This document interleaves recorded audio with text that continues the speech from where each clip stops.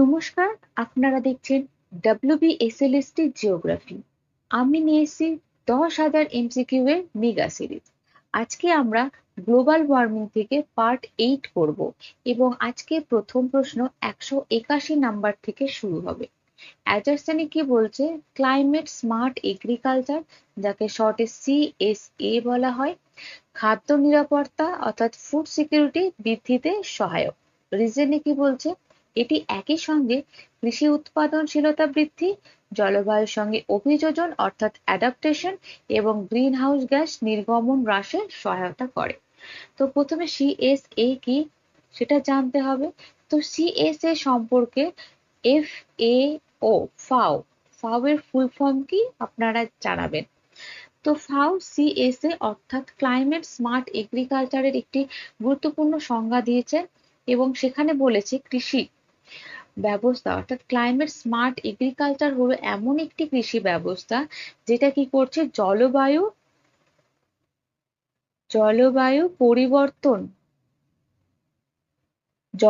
পরিবর্তনের মধ্য দিয়েও খাদ্য উৎপাদনশীলতাকে বৃদ্ধি করছে এবং আরো বেশি পরিমাণের খাদ্য উৎপাদনশীলতাকে বাড়াচ্ছে। অর্থাৎ আমরা এখানে বলতে পারি যে ক্লাইমেট স্মার্ট এগ্রিকালচার হলো কৃষিকে জলবায়ু সহনশীল করা। ঠিক আছে?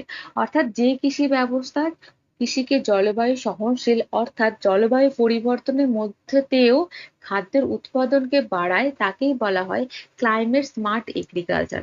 শুধু এইটুকু করলেই হয় না, তার সাথে কি করতে হবে? গ্রিন হাউস গ্যাস নির্গমন কমাতে হবে। এই দুটোকে একসঙ্গে ক্লাইমেট স্মার্ট এগ্রিকালচার বলা হয়।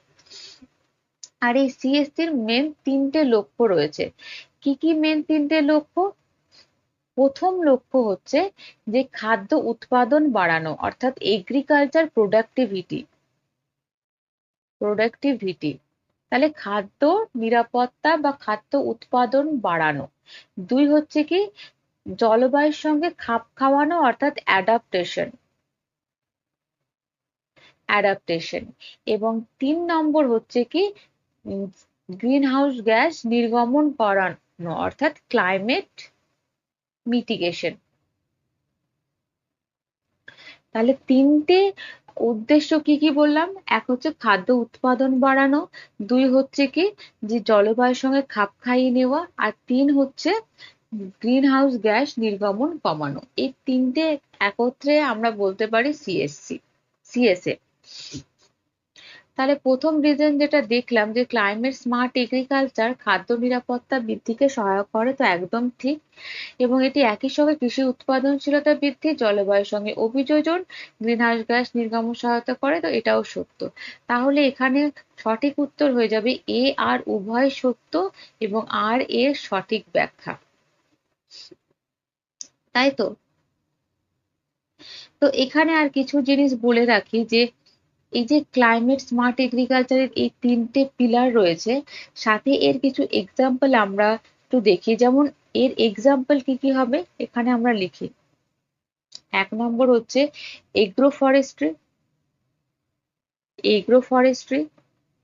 ঠিক আছে? তারপর হচ্ছে rain water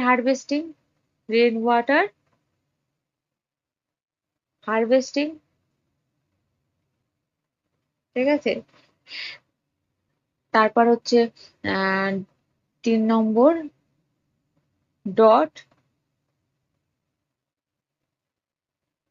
resistant crop,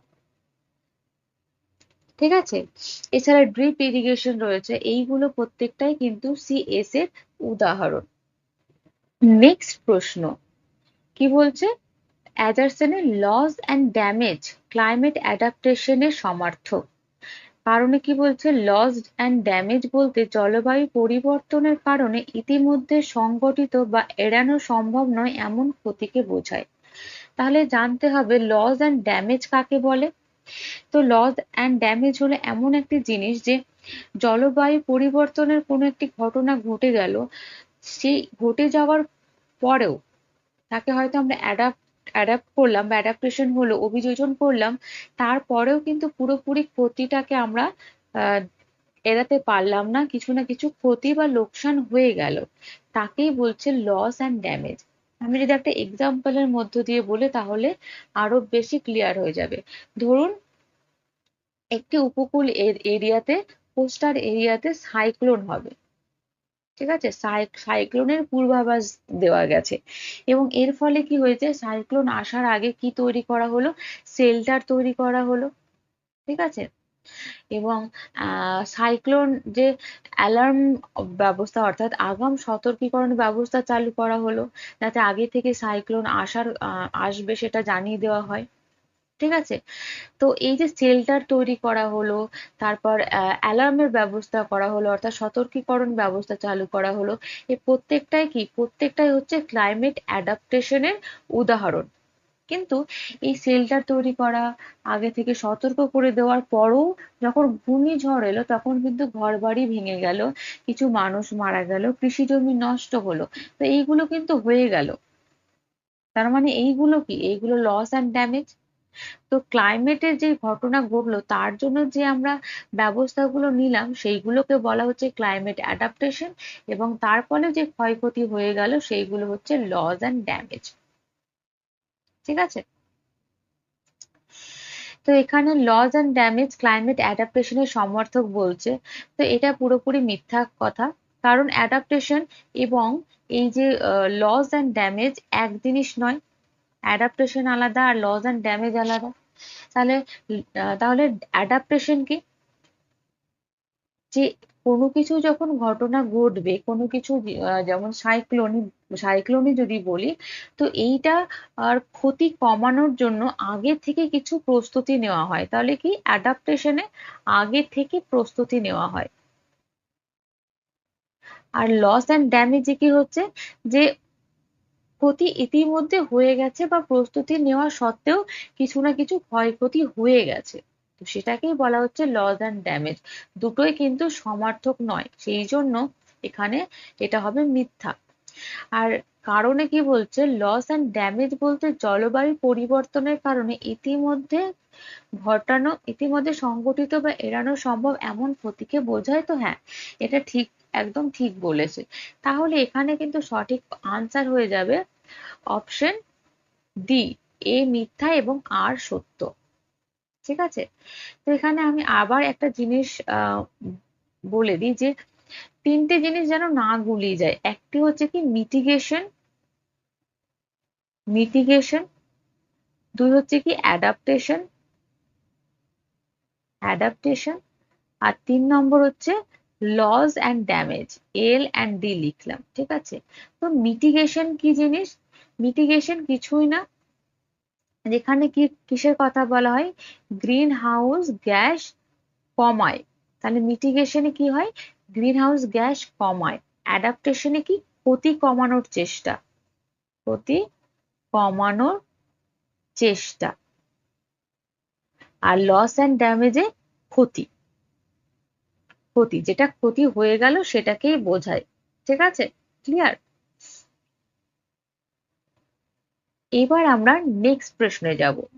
next প্রশ্নে কি বলছে, ফরেস্ট ফায়ার এর ফলে বায়ুমণ্ডলে কার্বন এমিশন বৃদ্ধি পায়। রিজনে কি বলছে, বন দহনের ফলে উদ্ভিদে সঞ্চিত কার্বন CO2 আকারে বায়ুমণ্ডলে ফিরে যায়।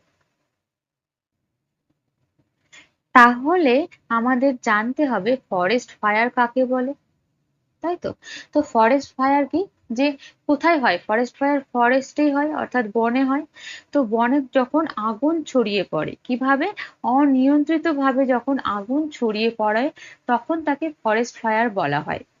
তো এর ফলে কি হয়, ফরেস্ট ফায়ার হলে বনে কি থাকে, গাছপালা থাকে, গাছপালা পুড়ে যায়, গাছপালা পুড়ে গেলে সেখান থেকে কি নির্গত হবে, CO2 অর্থাৎ কার্বন ডাই অক্সাইড, মিথেন, এবং আরো অন্যান্য গ্যাস কি হবে। অন্যান্য গ্যাস বলতে এখানে কোন গ্যাসগুলোকে বোঝানো হচ্ছে, green house, green house gas. এই গ্যাসগুলো নির্গমন বাড়বে বা নির্গমন হবে। এবং বন হচ্ছে নিজে একটি কার্বন সিঙ্ক, তাই তো, কার্বন সিঙ্ক। তো এই কার্বন সিঙ্কটা ধ্বংস হয়ে যাবে। যদি বনটাই নষ্ট হয়ে যায়, পুড়ে ছাই হয়ে যায়, তাহলে কার্বন সিঙ্কও নষ্ট হয়ে যাবে। এবং এর ফলে যেখানে কার্বন সিঙ্ক নষ্ট হয়ে যাচ্ছে, গ্রিন হাউস গ্যাস নির্গমন বাড়ছে, তো ওভারঅল এখানে কি হবে? গ্লোবাল ওয়ার্মিং বাড়বে। গ্লোবাল ওয়ার্মিং বাড়বে, তাই তো? তো গাছ কিভাবে কার্বনকে সঞ্চয় করে? গাছ কিভাবে কার্বনকে সঞ্চয় করে? আমরা জানি সালোক সংশ্লেষ প্রক্রিয়ার মাধ্যমে বা ফটোসিনথেসিসের মাধ্যমে বায়ু থেকে CO2 কে শোষণ করে। কে শোষণ করে? গাছ শোষণ করে। এবং গাছ তার কোথায় রাখে? গাছ তার নিজের কাণ্ড, শাখা, পাতা, শিকড় এইসবের মধ্যে কিন্তু কার্বনকে সঞ্চয় করে রাখে বা কার্বন হিসেবে সঞ্চয় করে রাখে। ঠিক আছে? তো এই কার্বন সঞ্চয়কে কি বলা হয় বলুন তো? আমরা এর আগে পড়েছি। ঠিক আছে? আপনারা জানান। তো এইভাবে তো কার্বনকে সঞ্চয় করছে গাছ। এবার যখন ফরেস্ট ফায়ার হচ্ছে, যখন গাছগুলো পুড়ে যাচ্ছে, তখন ওই যে গাছে CO2 সঞ্চয় করা রয়েছে, গাছে যে কার্বন সঞ্চয় করা রয়েছে, সেই কার্বন কার সাথে মিলিত হচ্ছে? O2 র সাথে মিলিত হচ্ছে। তাহলে কার্বন O2 র সাথে মিলিত হয়ে কি তৈরি হচ্ছে? CO2 তৈরি হচ্ছে। এবং এই CO2 কোথায় গিয়ে মিশছে? বায়ুমণ্ডলে গিয়ে মিশছে। এর ফলে বায়ুমণ্ডলে কার্বন ইমিশন হচ্ছে, অর্থাৎ গ্লোবাল ওয়ার্মিং হচ্ছে, তাই তো? সে যাই হোক, তাহলে প্রথমে যে অ্যাজারশনটা দিয়েছে, সেখানে ফরেস্ট ফায়ারের ফলে কার্বন এমিশন যে হচ্ছে, এটা একদম সত্য ঘটনা, এটা একদম সত্য। হ্যাঁ, কারণ বনে রয়েছে বায়োমাস বা জৈব পদার্থ, সেইগুলো যখন পুড়ছে তখন কার্বন ডাই অক্সাইড নির্গত হচ্ছে। ডিজেনে কি বলছে? বন দহনের ফলে উদ্ভিদের সঞ্চিত কার্বন ডাই অক্সাইড বা কার্বন CO2 আকারে বায়ুমণ্ডলে ফিরে যায়। তো এটাও একদম ঠিক। ফরেস্ট ফায়ারের ফলে কার্বন ইমিশন বৃদ্ধির কারণ। তাহলে এখানে আমরা বলতে পারি এ এবং আর উভয়ই সত্য, আর এর সঠিক ব্যাখ্যা। তাহলে অপশন এ হয়ে যাবে সঠিক আনসার। এবারে যদি বলি যে ফরেস্ট ফায়ারের ফলে কি কি হতে পারে? এক তো আমরা জানলাম কার্বন নির্গমন বৃদ্ধি, কার্বন সিঙ্ক ধ্বংস, এছাড়া কি বায়োডাইভার্সিটি ধ্বংস হয়ে যাবে, সয়েল ডিগ্রেডেশন হবে, এয়ার পলিউশন হবে। তো এইগুলো কিন্তু হবে। ঠিক আছে? এবার দেখবো আমরা নেক্সট প্রশ্ন। নেক্সট প্রশ্নে কি বলছে? অ্যান্ডারসনের পিটল্যান্ড সংরক্ষণ ক্লাইমেট মিটিগেশনের জন্য গুরুত্বপূর্ণ। রিজনে কি বলছে? পিটল্যান্ড পৃথিবীর অন্যতম বৃহৎ প্রাকৃতিক কার্বন স্টোর। তাহলে আমাদেরকে প্রথমে জানতে হবে যে পিটল্যান্ড কাকে বলে। তো পিটল্যান্ড বলতে এক ধরনের জলাভূমিকে বোঝায়। কাকে বোঝায়? জলাভূমিকে বোঝায়, যেখানে কি হয়? বহু উদ্ভিদ, অর্থাৎ মৃত উদ্ভিদ। মৃত উদ্ভিদ বলতে উদ্ভিদের অবশিষ্টাংশ যেটা রয়েছে, অর্থাৎ অর্গানিক ম্যাটার। অর্গানিক ম্যাটার কি হয়? হাজার হাজার বছর ধরে এই জলাভূমিতে সঞ্চিত থাকে, কিন্তু কি হয়? পচে যায় না। ঠিক আছে? পচে যায় না, পচন কিন্তু হয় না। তাহলে আমরা বলতে পারি পিটল্যান্ড হলো এমন এক ধরনের জলাভূমি যেখানে হাজার হাজার বছর ধরে মৃত উদ্ভিদ, অর্থাৎ অর্গানিক ম্যাটার সম্পূর্ণ পচে না গিয়ে জমতে থাকে। এই জমা জৈব পদার্থকে পিট বলা হয়। বোঝা গেল? তাহলে পিট কাকে বলা হয়? সেটা এমন এক ধরনের জৈব পদার্থের সঞ্চয়কে বোঝায় বা জৈব পদার্থকে বোঝায় যেটা কিন্তু পচে যায়নি। এবার পিটল্যান্ড কার্বনকে স্টোর করে কিভাবে? পিটল্যান্ড কার্বনকে স্টোর করে কি করে? এই যে গাছপালা মারা গেলে কি হয়? গাছপালা যদি সম্পূর্ণভাবে মারা যায়, অর্থাৎ সম্পূর্ণ যদি পচে যায়, তাহলে CO2 কিন্তু অ্যাটমসফিয়ারে, বায়ুমণ্ডলে গিয়ে মিশে যায়। হ্যাঁ, কিন্তু পিটল্যান্ডে কি হচ্ছে? মাটি সবসময় ভেজা অবস্থায় থাকছে। ঠিক আছে? অক্সিজেনের, তাহলে পিটল্যান্ডে আমি এখানে লিখি যে মাটি ভেজা, মাটি ভেজা অবস্থায় থাকছে। সেই জন্য কি অক্সিজেনের পরিমাণ খুব কম, এবং অক্সিজেনের পরিমাণ খুব কম ফলে কি হবে? যে পচন, জৈব পদার্থের পচন, সেটা ধীরে ধীরে হবে। ঠিক আছে? ধীরে ধীরে হবে পচন। এবং এই কারণে কি হবে? কার্বন কিন্তু সরাসরি বায়ুমণ্ডলে মিশে যেতে পারছে না, সেটা কি হচ্ছে, হাজার হাজার বছর ধরে মাটির নিচে জমা হয়ে যাচ্ছে। এই জন্য কিন্তু পিটল্যান্ডকে ন্যাচারাল কার্বন স্টোর বা কার্বন সিঙ্ক বলা হয়। তাহলে পিটল্যান্ডটা হচ্ছে কিন্তু একটি কার্বন সিঙ্ক বা carbon store, natural carbon store. তাহলে এখানে অ্যাজারসনে যেটা বলছে যে পিটল্যান্ড সংরক্ষণ ক্লাইমেট মিটিগেশনের জন্য গুরুত্বপূর্ণ, তো এখানে কিন্তু এটাও একদম সঠিক, তাই না? কারণ পিটল্যান্ড নষ্ট হয়ে গেলে সেখানে যে পরিমাণ কার্বন সঞ্চিত রয়েছে সেটা সঞ্চয় থাকবে না, সেটা বায়ুমণ্ডলে গিয়ে মিশে যাবে, এবং বায়ুমণ্ডলে গিয়ে মিশে গেলে কি হবে, গ্লোবাল ওয়ার্মিং বৃদ্ধি পাবে, তাই না? গ্লোবাল ওয়ার্মিং বৃদ্ধি পাবে। তাহলে ক্লাইমেট মিটিগেশনের গুরুত্বপূর্ণ রয়েছে পিটল্যান্ড, তাহলে এটা সত্য। আর রিজনে কি বলছে, পিটল্যান্ড পৃথিবীর অন্যতম বৃহৎ প্রাকৃতিক স্টোর, তো হ্যাঁ এটাও সত্য, এটাও সত্য। কি হিসেবে, বিশ্বের স্থলভাগে খুব অল্প স্থান জুড়ে পিটল্যান্ড থাকলেও সেখানে কিন্তু কার্বন সঞ্চয় করে রাখছে, কার্বন স্টোর করছে, এই জন্যই কিন্তু বলা হচ্ছে। ঠিক আছে, পিটল্যান্ড একটা ছোট জায়গায় অন্তর্গত হলেও পিটল্যান্ড কিন্তু খুবই গুরুত্বপূর্ণ। কি হিসেবে গুরুত্বপূর্ণ, এই যে কার্বনকে তো স্টোর করে রাখছে, ক্লাইমেট মিটিগেশনে সাহায্য করছে, এছাড়া কি বায়োডাইভার্সিটি সংরক্ষণ করছে, জল সংরক্ষণ করছে, ঠিক আছে, বন্যা নিয়ন্ত্রণ করছে। তাহলে এইগুলো কিন্তু পিটল্যান্ড করে থাকছে। তাহলে পিটল্যান্ড ধ্বংস হলে কি হবে, এর উল্টো জিনিসগুলো হবে, CO2 নির্গমন হবে, গ্লোবাল ওয়ার্মিং হবে, বায়োডাইভার্সিটি ধ্বংস হয়ে যাবে, ওয়েটল্যান্ড যেগুলো রয়েছে, জলাভূমিগুলো রয়েছে, সেইগুলো ধ্বংস হয়ে যাবে, তাই না? তাহলে এখানে আনসার কি হবে, অপশন এ হয়ে যাবে সঠিক আনসার। এ এবং আর উভয় সত্য, এবং আর হচ্ছে এর সঠিক ব্যাখ্যা, তাই তো? নেক্সট তাহলে প্রশ্ন কি, যে অ্যান্ডারসনে কি বলছে, আর্কটিক অঞ্চলে গ্লোবাল ওয়ার্মিং পৃথিবীর গড়ের তুলনায় দ্রুত ঘটছে, ঠিক আছে। আর রিজনে কি বলছে, আর্কটিক অ্যাম্প্লিফিকেশনের ফলে আইস অ্যালবিডো ফিডব্যাক শক্তিশালী হচ্ছে। তাহলে এই জায়গা থেকে আমাদের প্রথমে জানতে হবে আর্কটিক অ্যাম্প্লিফিকেশন কি, কাকে বলে। তো আর্কটিক অ্যাম্প্লিফিকেশন বলতে কিছুই না, যে আর্কটিক অঞ্চল রয়েছে সেই অঞ্চলের তাপমাত্রা পৃথিবীর তাপমাত্রার তুলনায় বেশি হারে বৃদ্ধি পাচ্ছে। তাহলে আর্কটিক অঞ্চলের কি হচ্ছে, পৃথিবীর তাপমাত্রার তুলনায় আর্কটিক অঞ্চলের তাপমাত্রা দ্রুত বৃদ্ধি পাচ্ছে। এইটাকেই বলা হচ্ছে আর্কটিক অ্যাম্প্লিফিকেশন, ঠিক আছে। তো আইপিসিসির মতে এই আর্কটিক অঞ্চলে পৃথিবীর তুলনায় 3 থেকে 4 গুণ বেশি দ্রুত উষ্ণ হচ্ছে। তাহলে আর্কটিক অ্যাম্প্লিফিকেশনের আইপিসিসি কি বলেছে, পৃথিবীর তুলনায় আর্কটিক অঞ্চলে 3 থেকে 4 গুণ দ্রুত উষ্ণ হচ্ছে। এবার নেক্সট আমাদের আইস অ্যালবিডো ফিডব্যাক জানতে হবে। তার আগে আমাদের জানতে হবে অ্যালবিডো কি। অ্যালবিডো কিছুই না, সূর্যরশ্মি কি হয়, পৃথিবীতে এসে পৌঁছায়, ঠিক আছে।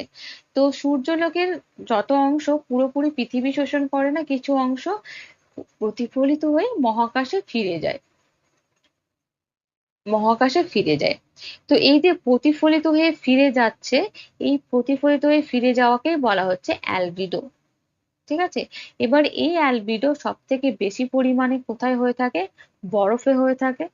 বরফে কত হয়ে থাকে, 80 to 90% হয়ে থাকে। কম কোথায় হয়ে থাকে, সমুদ্রে হয়ে থাকে, ঠিক আছে।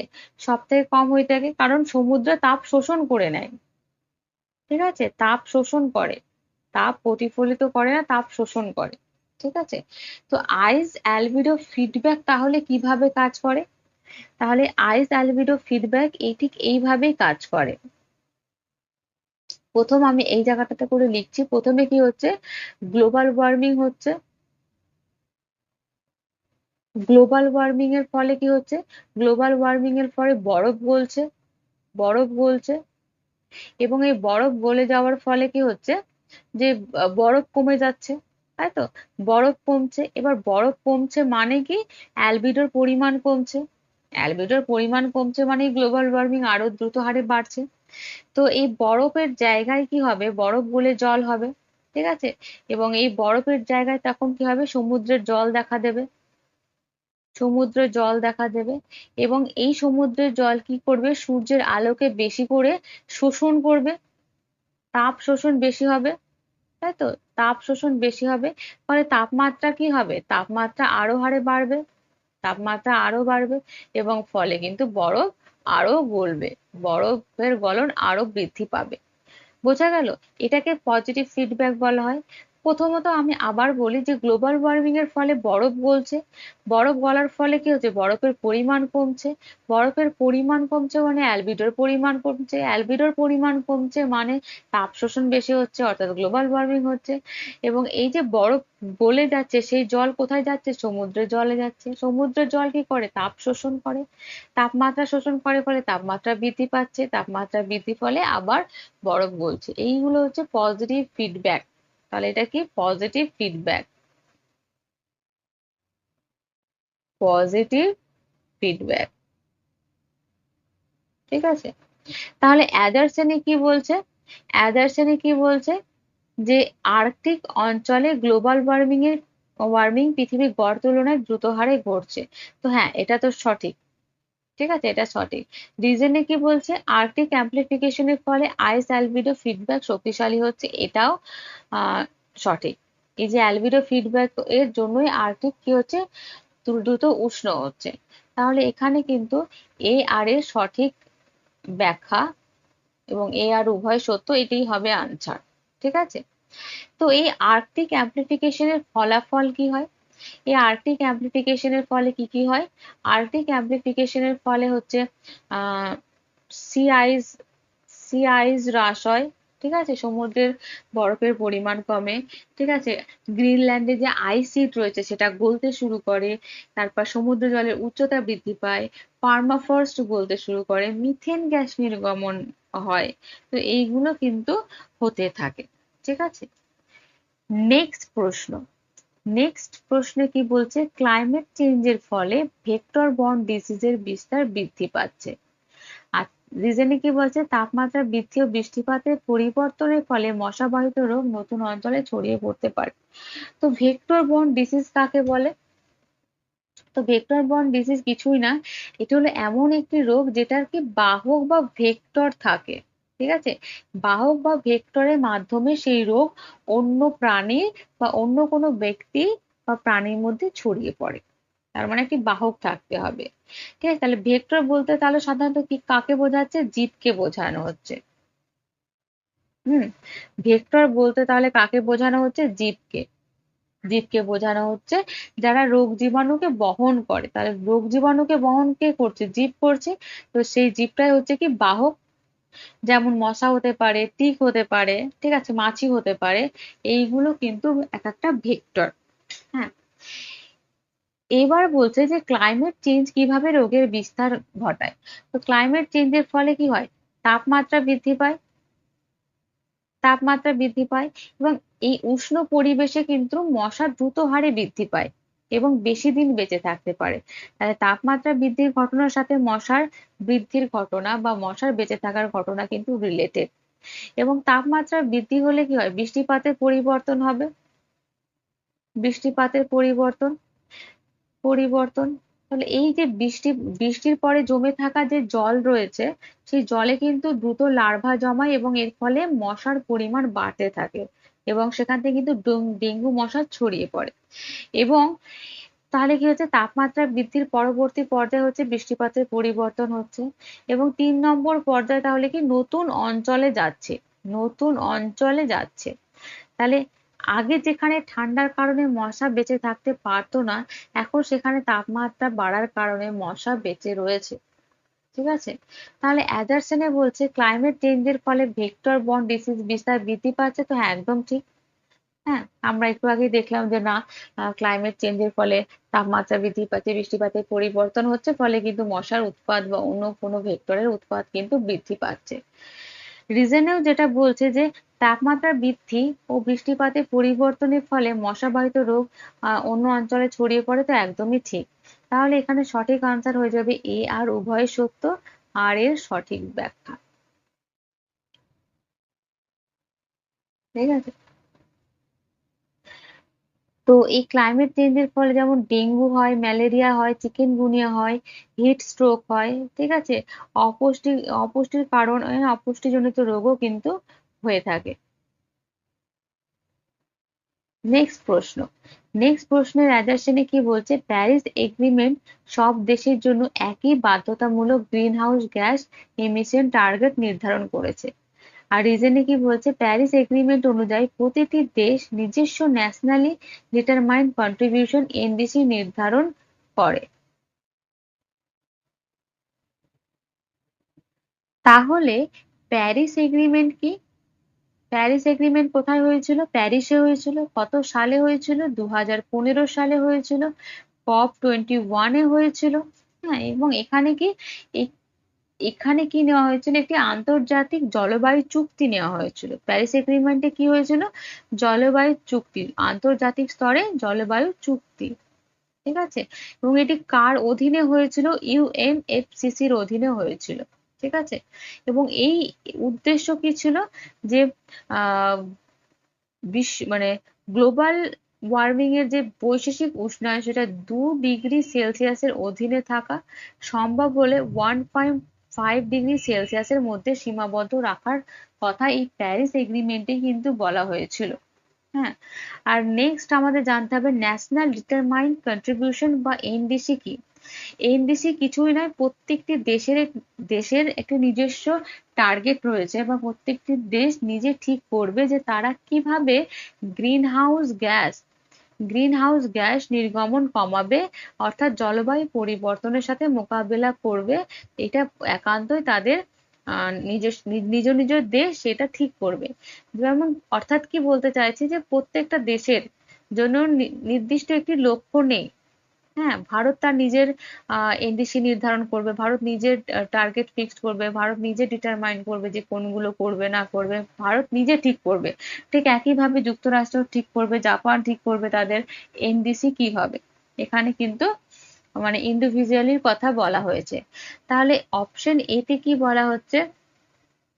যে প্যারিস এগ্রিমেন্টে সব দেশের জন্য একই বাধ্যতামূলক গ্রিনহাউস গ্যাস টার্গেট নির্ধারণ করেছে। তো একদমই না। এখানে আমরা দেখছি যে প্রত্যেকে আলাদা আলাদা করতে পারে। প্রতিটি দেশের নিজস্ব একটি এনডিসি রয়েছে, একই রকম মেনে চলে না। তো রিজনে কি বলছে? প্যারিস এগ্রিমেন্ট অনুযায়ী প্রতিটি দেশ নিজস্ব এনডিসি রয়েছে। তো এটি হচ্ছে সত্য। তাহলে এখানে কি হবে? এখানে সঠিক আনসার কি হবে? সঠিক আনসার হয়ে যাবে এ মিথ্যা এবং আর হচ্ছে সত্য। তাহলে অপশন ডি হয়ে যাবে সঠিক আনসার। নেক্সট প্রশ্ন। নেক্সট বলছে এগ্রো ফরেস্ট্রি কার্বন সিকুয়েস্ট্রেশন বৃদ্ধি করে। রিজনে কি বলছে? কৃষি জমিতে গাছ অন্তর্ভুক্ত করলে বায়োমাস এবং সয়েল কার্বন উভয় বৃদ্ধি পায়। তাহলে আমাদের জানতে হবে এগ্রো ফরেস্ট্রি কাকে বলে। তো অ্যাগ্রো ফরেস্ট্রি কিছুই না। অ্যাগ্রো ফরেস্ট্রি হলো এমন একটি কৃষি ব্যবস্থা যেখানে কৃষিজ ফসলের সঙ্গে সঙ্গে, তাহলে কৃষি ফসলের সঙ্গে সঙ্গে কি করা হচ্ছে? গাছ লাগানো হচ্ছে বা পশুপালন করা হচ্ছে, ঠিক আছে? দুটো একসাথে করা হচ্ছে। তাহলে এখানে কি বলতে পারি? যে এগ্রো ফরেস্ট্রিতে কি চাষ হচ্ছে, সাথে কি গাছ লাগানো, ঠিক আছে, বা পশুপালন করা হচ্ছে। যেমন ধান গাছের পাশাপাশি আম গাছ যদি লাগানো হয়, গম গাছের পাশে নিম গাছ লাগানো হয়, বা চা কফির পাশে যে ছায়া প্রদানকারী বা ছায়া প্রদানকারী যে বৃক্ষ লাগানো হয়, সেটাও এক ধরনের এগ্রো ফরেস্ট্রির মধ্যে পড়ছে। তাহলে কার্বন সিকুয়েস্ট্রেশন মানে কি? কার্বন সিকুয়েস্ট্রেশন মানে কিছুই না, বায়ুমণ্ডল থেকে কার্বন ডাই অক্সাইড কি করে? গাছ শোষণ করে নেয়। এবং গাছ শোষণ করে কি হয়? গাছ তার নিজের দেহের মধ্যে অর্থাৎ কাণ্ড পাতা মধ্যে কার্বন ডাই অক্সাইডকে কার্বন হিসেবে শোষণ করে রাখে, তাই তো? এবং সেটাকে মাটিতে কার্বন হিসেবে সঞ্চয় করে রাখে। তাহলে এটাকেই বলা হচ্ছে কার্বন সিকুয়েস্ট্রেশন, ঠিক আছে? অর্থাৎ কি বায়ুমণ্ডল থেকে CO2 কে শোষণ করছে গাছ, এবং মাটি বা সমুদ্রে দীর্ঘ সময়ের জন্য কার্বন হিসেবে সেটাকে সঞ্চয় করে রাখাকেই বলা হচ্ছে কার্বন সিকুয়েস্ট্রেশন। তাহলে এগ্রো ফরেস্ট্রি কিভাবে কার্বন সিকুয়েস্ট্রেশনকে বাড়ায়? তাহলে প্রথমত কি হচ্ছে? যে গাছের সংখ্যা বৃদ্ধি পাচ্ছে। এখানে লিখছে, ঠিক আছে, গাছের সংখ্যা বৃদ্ধি। তাহলে গাছ কি করে? গাছের সংখ্যা বৃদ্ধি পাচ্ছে মানে গাছ ফটোসিনথেসিস অর্থাৎ সালোক সংশ্লেষের মাধ্যমে CO2 কে শোষণ করে নিচ্ছে এবং CO2 কে শোষণ করে নিজের কাণ্ড, ডালপালা, শিকড়ের মধ্যে কার্বনকে জমা রাখছে। তাই তো? এবং এই যে গাছ তার নিজের বডির মধ্যে কার্বনকে জমা রাখছে, এটাকে কিন্তু বায়োমাস কার্বন বলে। বায়োমাস কার্বন বলে। ঠিক আছে? এরপর কি করছে? মাটিতে কার্বনের পরিমাণ বাড়ছে। ২ নম্বর, মাটিতে কার্বন বৃদ্ধি। ঠিক আছে? তো এই মাটিতে কার্বন কিভাবে বৃদ্ধি? এই যে গাছের পাতা ঝরে কোথায় পড়ছে? মাটিতে পড়ছে। গাছের শিকড় কোথায় রয়েছে? মাটিতে রয়েছে। তো এই শিকড় পচে কি তৈরি করছে? জৈব পদার্থ কোথায় তৈরি করছে? মাটির তলে করছে।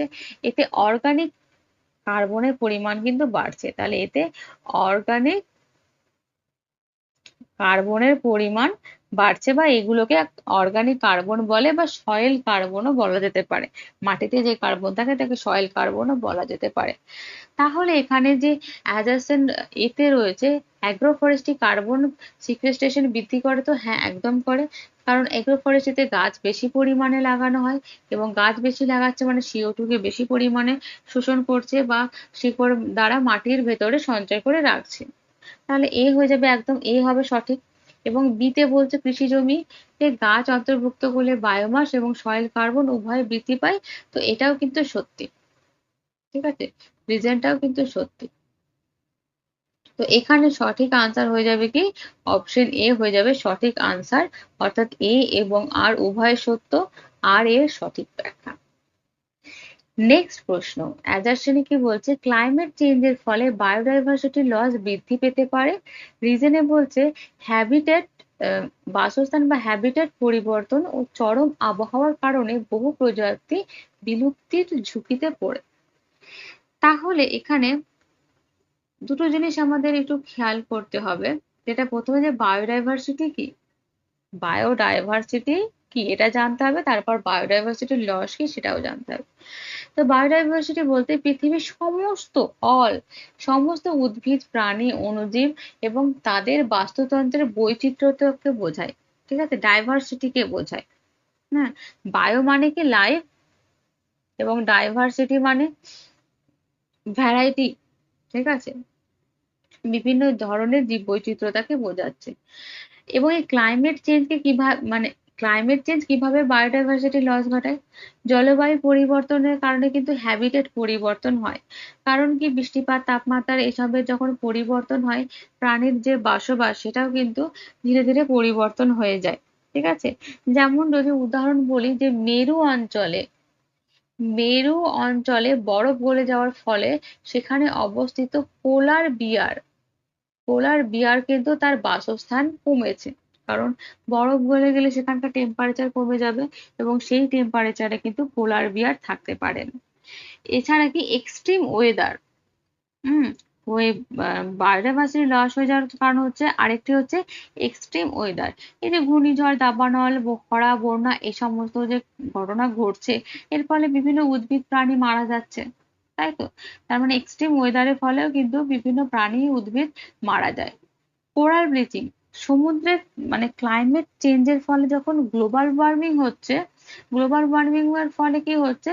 তাপমাত্রা বৃদ্ধি পাচ্ছে এবং তাপমাত্রা বৃদ্ধি পাওয়া মানে কি? সমুদ্রের তাপমাত্রাও বৃদ্ধি পাচ্ছে। সমুদ্রের তাপমাত্রা বৃদ্ধি পাচ্ছে মানে সমুদ্রে অবস্থিত সামুদ্রিক জীব কোরাল কোরাল রিফ, এই কোরাল রিফের আহ যে প্রধান খাদ্য জুজযান্থিল সেইটা তাপমাত্রা বৃদ্ধির কারণে মারা যাচ্ছে। যার ফলে কোরাল রিফ গুলো আস্তে আস্তে ধূসর বর্ণের হয়ে যাচ্ছে এবং মারা যাচ্ছে, অর্থাৎ কোরাল ব্লিচিং হচ্ছে। তো এটাও কিন্তু একটা হচ্ছে। তো এই সমস্ত জিনিসগুলো কিন্তু বায়োডাইভার্সিটি লসের জন্য দায়ী। তাহলে এখানে অপশন অ্যাজারসেনে যেটা বলা হচ্ছে সেটা একদম ঠিক। কারণ ক্লাইমেট চেঞ্জের ফলে বায়োডাইভার্সিটি লস বৃদ্ধি পাচ্ছে, একদম ঠিক। আর রিজনে যেটা বলছে যে বাসস্থান পরিবর্তন ও চরম আবহাওয়ার কারণে বহু প্রজাতি বিলুপ্তি পড়ে, তো হ্যাঁ এটাও একদম ঠিক।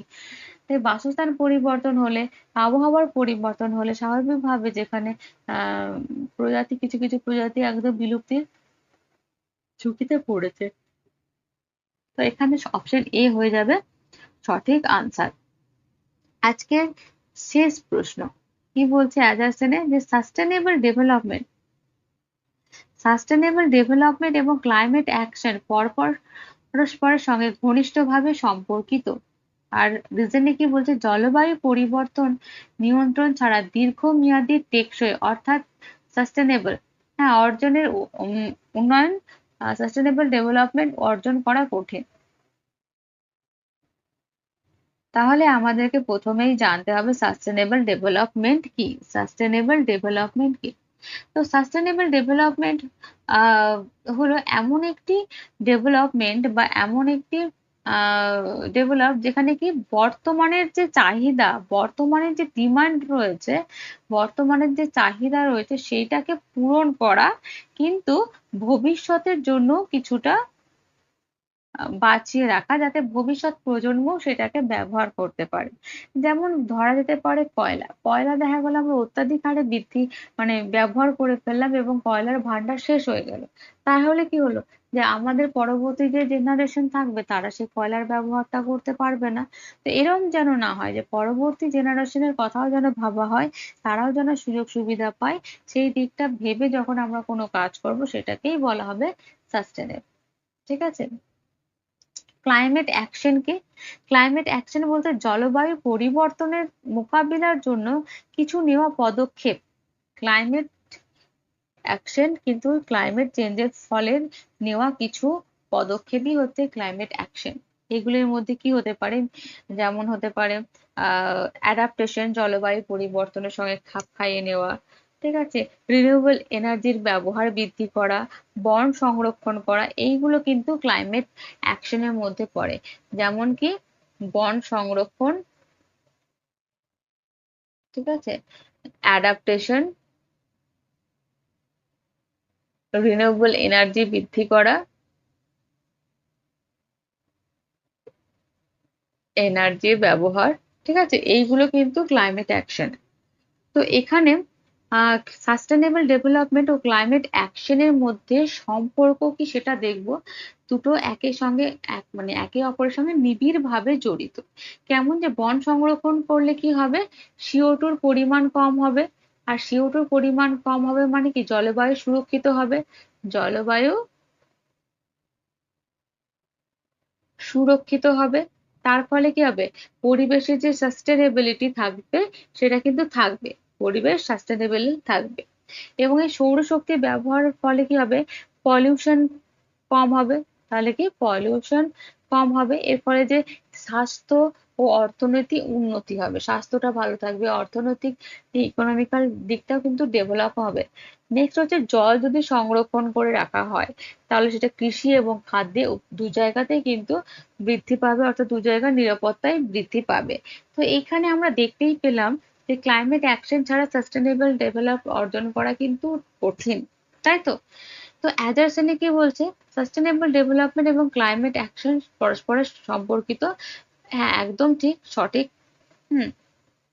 আর রিজনে কি বলছে, জলবায়ু পরিবর্তন নিয়ন্ত্রণ ছাড়া দীর্ঘমেয়াদী টেকসই উন্নয়ন অর্জন করা কঠিন। তো এটাও ঠিক, কারণ জলবায়ু পরিবর্তনের ফলে কৃষি ক্ষতি হয়। কি কি ক্ষতি হয় এখানে লিখি, কৃষি ক্ষতি হয়, ঠিক আছে, আর হচ্ছে খাদ্য নিরাপত্তা কমে, স্বাস্থ্য ঝুঁকি স্বাস্থ্য ঝুঁকি বাড়ে, অর্থনৈতিক ক্ষতি হয়, এইগুলো কিন্তু হয়। আর এইসবই কি সাস্টেনেবল ডেভেলপমেন্টের ক্ষেত্রে বাধা। হুম। তাহলে এখানে আমরা বলতেই পারি যে হ্যাঁ, অপশন এ হয়ে যাবে সঠিক আনসার, অর্থাৎ এ এবং আর উভয় সত্য, এবং আর এর হচ্ছে সঠিক ব্যাখ্যা। সো থ্যাংক ইউ, আজকের মতো এখানেই। দেখতে থাকুন, পড়তে থাকুন।